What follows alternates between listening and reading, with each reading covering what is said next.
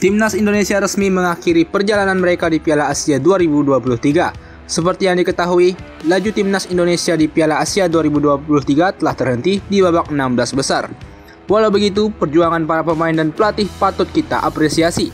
Pasalnya, target yang telah dipasang PSSI untuk tim ini telah berhasil dicapai, yakni lolos dari fase grup dan melaju ke babak knockout Piala Asia untuk pertama kalinya sepanjang sejarah Timnas Indonesia.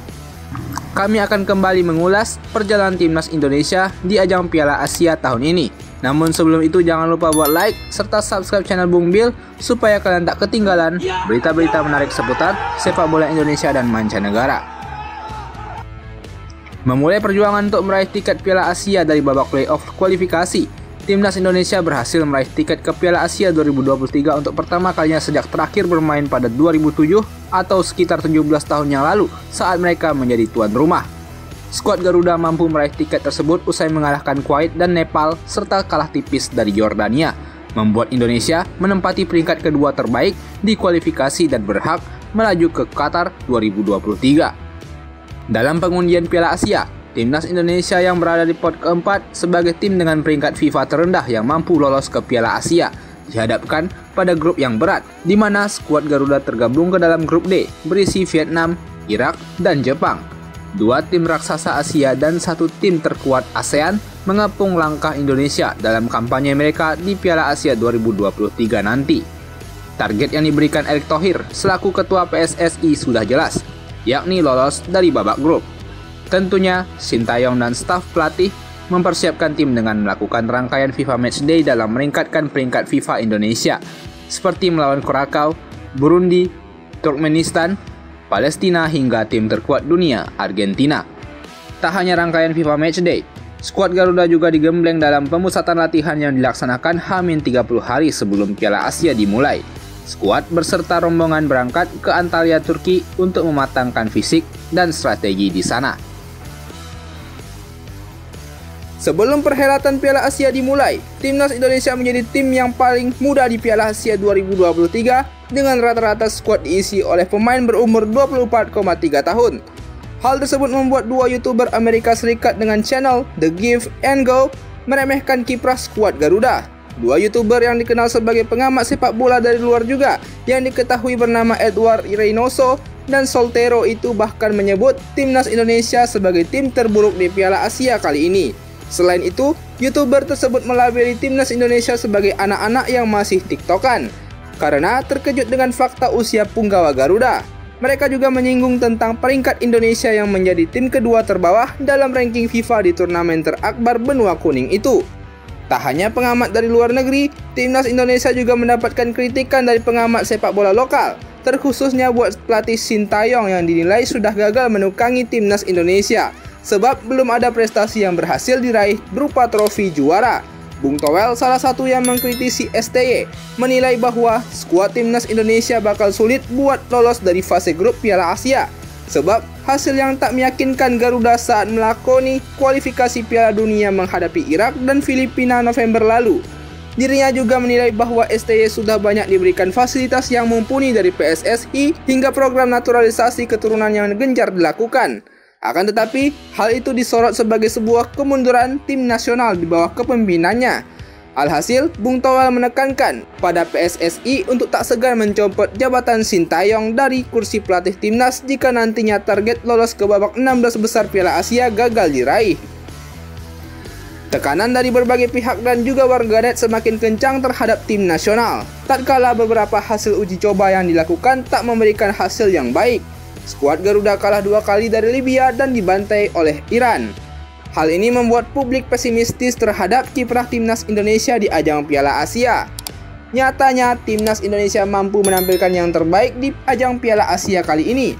Pada laga pertama menghadapi Irak, skuad Garuda harus takluk dari tim peringkat 63 FIFA itu dengan skor 3-1.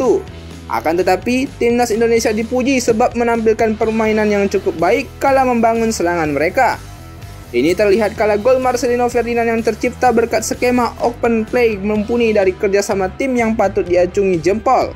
Tak sampai di situ, pada laga kedua menghadapi Vietnam, Timnas Indonesia tampil superior, Biasanya Indonesia tampil inferior di bawah tekanan para pemain Vietnam yang mengandalkan pressing tinggi dan permainan keras yang ditampilkan. Namun, Ivar Jenner dan kawan-kawan mampu tampil solid dan justru mendominasi permainan yang menghasilkan beberapa peluang emas. Indonesia mampu menang dengan skor tipis 1-0 melalui penalti Asnawi Mangkualam, sekaligus membuka kesempatan Indonesia untuk lolos dari fase grup Piala Asia buat pertama kalinya. Pada laga ketiga, menjadi ujian sesungguhnya menghadapi timnas Jepang, tim terbaik Asia yang juga dalam misi wajib menang untuk mengamankan posisi mereka usai kalah mengejutkan dari Irak di laga kedua. Indonesia tampil di bawah pressure para pemain elit yang dimiliki oleh Jepang. Akan tetapi secara statistik, Jepang sebenarnya tak banyak mengancam gawang Indonesia. Terbukti dari 14 tendangan ke gawang, hanya 2 yang on target. Meski begitu, skuad Garuda harus takluk 3-1 atas Jepang. Gol sematawayang Sandy Walsh sedikit memberikan angin segar untuk Indonesia agar bersaing di klasmen peringkat 3 terbaik buat lolos ke fase knockout. Selepas laga, pelatih timnas Jepang Haji Memoriyasu mengakui permainan timnas Indonesia yang berkembang pesat. Bahkan, mantan pemain timnas Jepang ini pun memberikan kredit khusus bagi pelatih timnas Indonesia Shin Tae-yong yang mampu membenahi skuad Garuda. Penyerang timnas Jepang yang mencetak brace ke gawang Indonesia, Ayase Ueda, juga menyebut Indonesia patut diperhitungkan dalam 2 hingga 3 tahun ke depan. Peringkat Indonesia yang berada di 146 FIFA saat ini tidak mencerminkan sepenuhnya kualitas sepak bola tanah air, sebab timnas Indonesia tidak menampilkan permainan negatif football melawan Jepang. Ia memuji performa skuad dan juga pelatih yang memimpin tim ini ke arah yang lebih baik. Pada akhirnya, sekian banyak skenario agar Indonesia bisa lolos sebagai peringkat ketiga terbaik benar-benar harus ditentukan hingga laga terakhir. Di samping beberapa laga yang hasilnya memperburuk situasi Indonesia, laga Oman menghadapi Kyrgyzstan menjadi penentu nasib Garuda. Dan pada akhirnya, Kyrgyzstan mampu menahan imbang Oman. Sempat tertinggal lebih dahulu yang membuat Indonesia harus siap-siap angkat koper dari Qatar. Gol penyama kedudukan dari penyerang Kyrgyzstan, Joel Kojo, di menit ke-80 memanfaatkan miskomunikasi pertahanan Oman, membuat supporter Indonesia bersorak-sorai. Hingga peluit panjang, skor bertahan imbang 1-1. Hal tersebut membuat Oman gagal menyalip Indonesia dengan hanya memiliki 2 poin dan Kyrgyzstan sebanyak 1 poin. Berbeda halnya dengan Indonesia yang lebih besar yakni memiliki 3 poin. Joel Kojo dianggap sebagai pahlawan Indonesia, membuat Oman harus terbenam dalam air mata. Mereka gagal memanfaatkan advantage dalam menentukan nasib mereka sendiri dan tiket kelolosan didapatkan milik timnas Indonesia. Sebelum ajang Piala Asia 2023, timnas Indonesia sudah 4 kali berhasil mencatatkan keikutsertaannya di ajang ini.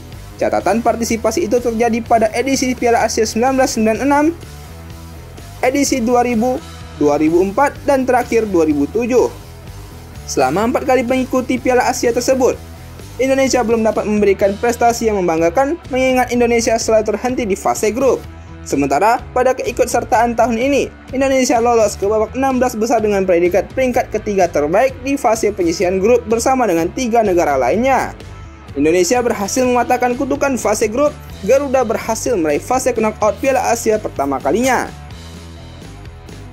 Timnas Indonesia menutup perjalanan mereka di Piala Asia 2023 kali ini. Skuad arahan Shin Tae-yong harus terhenti di babak 16 besar usai ditaklukkan Australia dengan skor telak 4-0. Walau begitu, permainan timnas Indonesia patut diapresiasi. Pasalnya, skuad Garuda nyatanya mampu mendominasi laga dan mengimbangi permainan dari tim berperingkat 25 FIFA tersebut. Walaupun tersingkir dari ajang Piala Asia, akan tetapi timnas Indonesia mampu menampilkan perlawanan yang baik. Bisa dibilang sebenarnya laga Indonesia menghadapi Australia kali ini menjadi penampilan terbaik timnas Indonesia di Piala Asia kali ini, sebab mereka berani bermain terbuka dan menyerang, bahkan hingga membuat Australia sedikit kesulitan untuk mengembangkan permainannya. Walau begitu, memang skuad kali ini menjadi skuad termuda di ajang Piala Asia. Timnas Indonesia tentunya masih harus banyak belajar terlebih soal pengalaman di tingkat internasional. Absen seusai 17 tahun terakhir kalinya Indonesia mentas di Piala Asia, namun penampilan Indonesia setidaknya sudah memenuhi ekspektasi menghadapi tim-tim raksasa Asia seperti Irak, Jepang, dan Australia. Kemenangan menghadapi Vietnam mengindikasikan bahwa Indonesia juga sudah menyamai level tim terbaik Asia Tenggara yang selama ini Vietnam merupakan tim yang sulit dikalahkan di kawasan ASEAN. Namun, stigma buruk itu berhasil dipatahkan. Satu hal yang pasti, apresiasi layak diberikan kepada timnas Indonesia. sebab Jordi Amat dan kawan-kawan telah menunjukkan militansi sepanjang gelaran Piala Asia 2023 hingga mencetak sejarah lolos untuk pertama kalinya ke fase gugur Piala Asia sepanjang keikutsertaan Timnas Indonesia. Bisa dibilang permainan Timnas Indonesia di Piala Asia kali ini sudah banyak mengalami kemajuan. Tentunya ini menjadi sebuah proses dan progres yang mulai tampak. Sintayong di tengah tekanan dan kritik yang bertubi-tubi dilontarkan kepadanya telah sukses membungkam keraguan publik bahwasanya dirinya belum habis. STY mencatatkan namanya sebagai salah satu pelatih Timnas Indonesia terbaik saat ini. Timnas Indonesia kami yakini bakal memberikan perlawanan alot demi mencatatkan sejarah baru lainnya. Bagaimana menurutmu Bung? Dan jangan lupa buat like serta subscribe channel Bung Bil supaya kalian tak ketinggalan berita-berita menarik seputar sepak bola Indonesia dan mancanegara. Thank you.